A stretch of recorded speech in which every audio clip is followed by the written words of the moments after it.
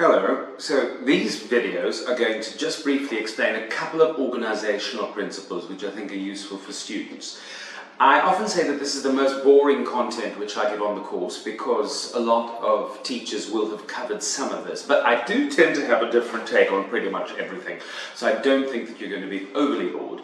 Nonetheless, there are three basic organizational principles I'm going to go through, and the first one is going to be goal setting, then we're going to be time management and timetabling, and then we're going to do motivation. How do you motivate yourself to work? So let's start off with number one, goal setting. Now, goal setting essentially can be divided into two categories of goals. You get your long-term goal and you get your short-term goal. So long-term goals are things that you'd set once a term or once a year. So eventually I would like to be on the 90% for history. Let's say that's where I want to go. By the end of the year I want to get my 90% for history. Problem is, I'm on a 50% for history at the moment, which means that it's useful to create stepping stones to help you get there. So short-term goals are the stepping stones. You don't make them once a term or once a year, you make them constantly. So anytime something is going to come up for a grade, I've got a history essay next week, I want to get a 60. Next week, there's a test, I've got to push up to a 70. Now there's that project, I've got to get an 80, until eventually you're hovering on the kind of eventual long-term goal zone that you'd like to be. Now, long-term goals, short-term goals is a fairly straightforward thing. I imagine that you've heard that before. But let's also think about why we make goals in the first place. What's the purpose of making goals? Because the students might think to themselves, well, the teachers have told me to make goals, but come on, why? I'm going to put it in a really simple way, which is my health provider, so my private health provider actually pays for my cell phone. They literally pay for my cell phone provided that I do a couple of things. Obviously, I use them as a health provider and I insure my car, which means that I mustn't drive like an idiot. They've got a device that makes sure that I'm not driving like an idiot, and I have to do a certain baseline level of exercise per week, which includes, amongst other things, 10,000 steps most days of the week. So if I do 10,000 steps, which is checked on both my phone and my watch, I know that they're going to pay for my cell phone at the end of each month. If I fail to do that, they don't pay for my cell phone. So in October, November, I was doing work between Cairo and Dubai, and after one particularly busy day at the end of October, I get back to my hotel room in Dubai and I plop into bed, it's 1:45, and I look and think, I've done 9,595 steps. So I'm 405 steps short. What do you think I did at 1:45? Now, I know what you're thinking. It's like, well, sir, of course, you're a very intelligent person, so you did this. Okay, yes, that's the more evolved form of getting steps. At the time, I didn't realize that you could cheat in that way. And so, nice, honest me, ran down, honest through ignorance, let's admit. But nonetheless, I ran downstairs, ran around the block, and back up to the room. Yay, I've now done 10,200 steps, they're paying for my cell phone, and then fell asleep. Now, this is a lot of the benefit to goal setting. It moderates behavior. The reason to make goals is that it changes what you're going to do. Not in a million years would I have arrived after that busy day of meetings and presentations and thought, I know, let me run around the block. Never. But because that goal was there, it immediately changed my behavior. So when you say to yourself, no, I'm not just learning my history, I'm learning it because I want to get my A, or I'm wanting to get my 90%, or I'm wanting to, whatever the case might be, it shifts the behavior. And you also then know whether or not you're on track. Because when the result comes back, you suddenly get an 87%. You don't think to yourself, I suppose that's okay. You have a specific answer. It's like, no, I'm slightly behind where I want to be, or I'm ahead of where I want to be. But it gives you a mark so that you know whether you're on track or not. So that's fairly straightforward. Long-term goals, short-term goals, and the point to goal setting, which, by the way, I actually didn't write them out, so you've got something specific towards which you can aim. And once you've done that, it's useful for you to keep a few other things in mind, which you might find you haven't thought before. Now, for anyone who's looking at the manual, these things are just about the first content which appears in the Easy Cheater manual, and these, which I'm about to give, these extra tips are not written in the manual. I save them usually for students who I see in class, so you can add these. Who here has noticed that in life things tend to mess up? Yeah, I'm fairly sure that you have. Most of us have endured a pandemic of late, and so you'll know that things don't always go according to plan. And the obvious example of this academically is, raise your hand if this applies to you. Who's ever aimed for an 80 and wound up with 78 or 79, or a 90 and you got 88 or 89, or a pass and oops? You know what I'm saying? People tend to miss what they actually aim for by a little bit. That's the general kind of rule. And I'm sure that you've noticed, for instance, that your friends who are late tend to be the unpunctual ones. The ones who tend to be late by the same amount of time. So Susan doesn't randomly arrive very early one day and then the next day she's suddenly 25 minutes late. Of course, that happens occasionally, but generally speaking, that person who arrives 5 minutes late is almost always 5 minutes late. And so there's a general principle, which is aim slightly higher.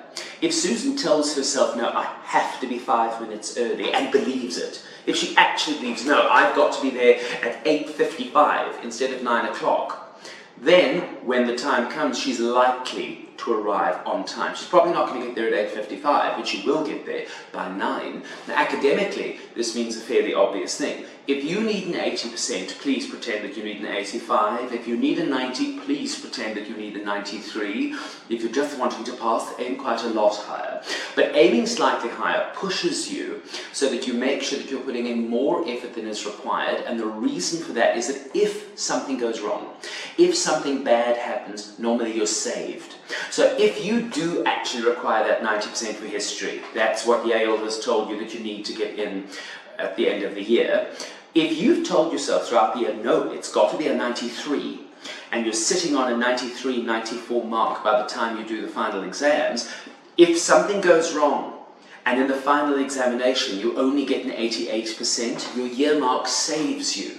So that at least you average out in that 91, and Yale still says, yes, you can come.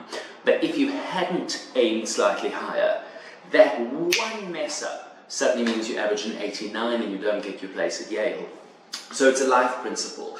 Aim slightly higher, which includes if you want to be on time for things, or any of the work that you're doing, the money you're trying to save for that holiday, whatever. Always pretend that you need more than you do, and you believe it until the whole process is complete. So throughout the year, if I suddenly get a 91 for the history assignment, and it's, oh, well done me, it's above 90. No, I genuinely say, I've said it's got to be 93. Push harder the next time, then I get a 94.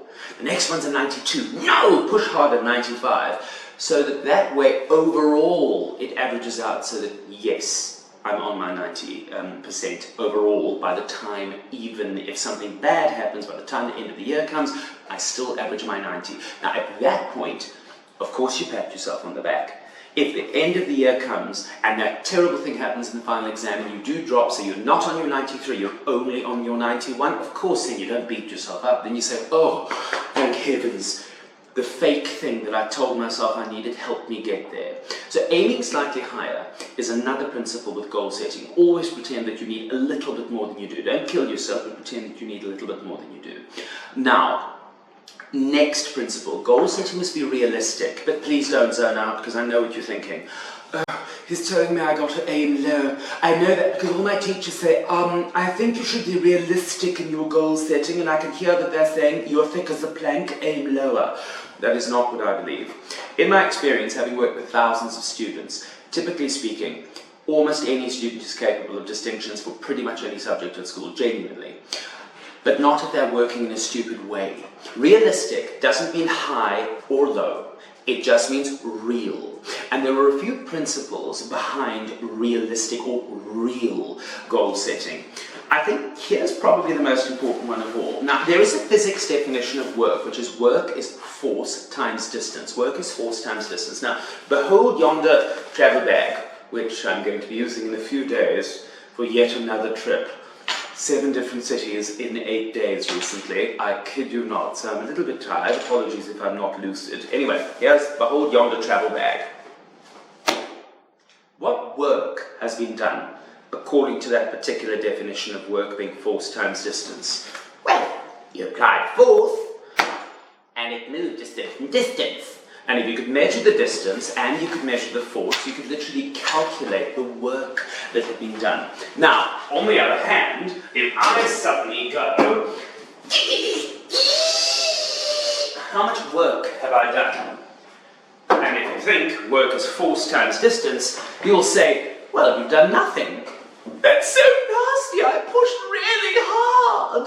Why do you say I've done no work? Because infinite force times zero distance is zero work. It's zero work. Now, I'm not saying that to be evil, because I know that a lot of you are putting a lot of effort for a subject, and yet you're not getting anywhere.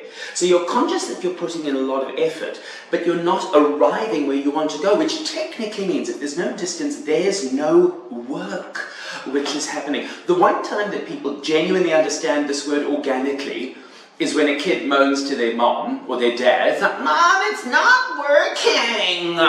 What we're actually saying is not, I'm not putting in effort. We're literally saying, I'm putting in a lot of effort and I'm not moving anywhere.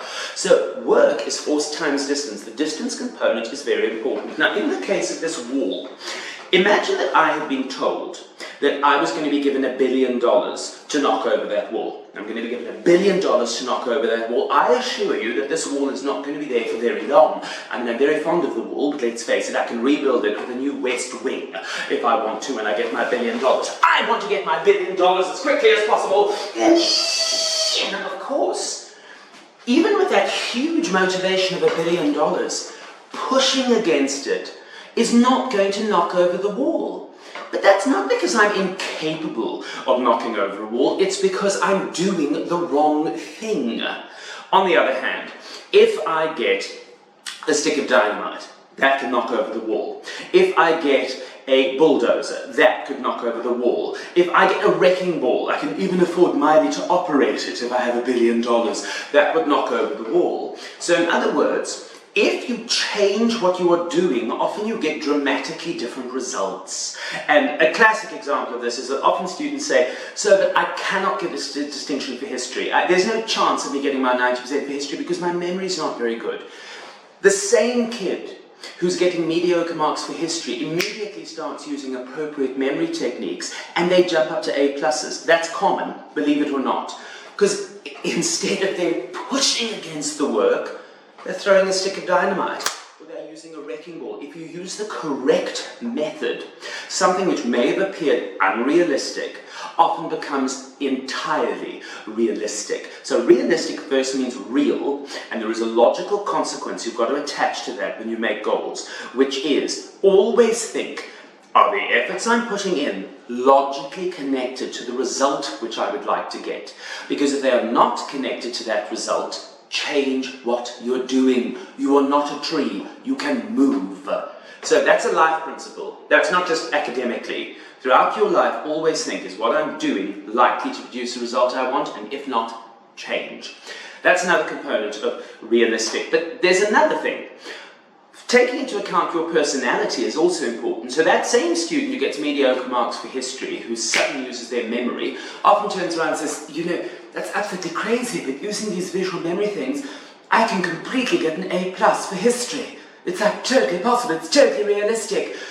Except that I absolutely hate history, it gives me a migraine, and I just don't enjoy it very much, and so I don't want to put in very much effort at all for history. So what I'll do is, I'll use some of those techniques which make it easier for me, but I'm still going to be deeply lazy, and I'll get an A, not an A+.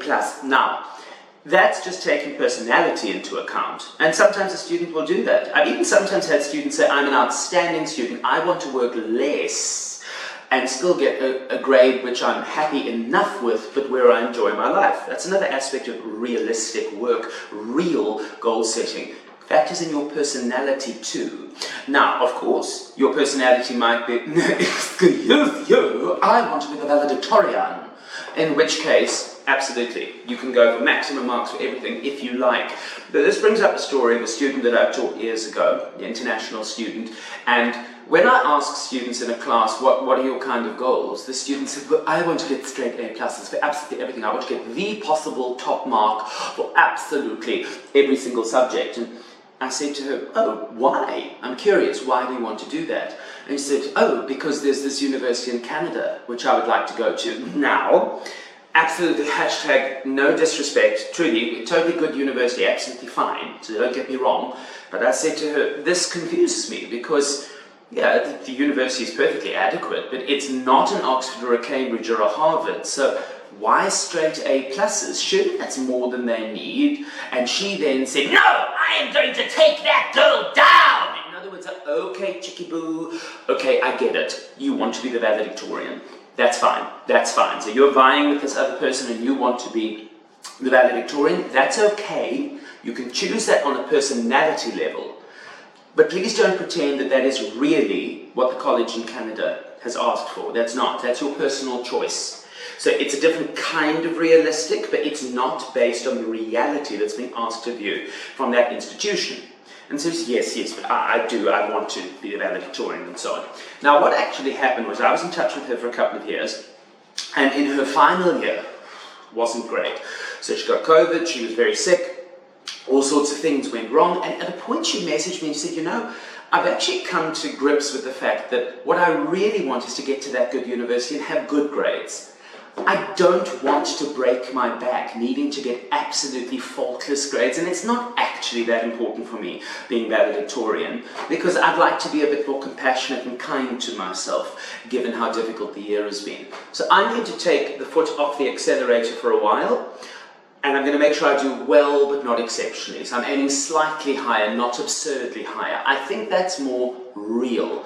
And of course what happened is she clearly got the results to get into that university in Canada, but she had a better final year.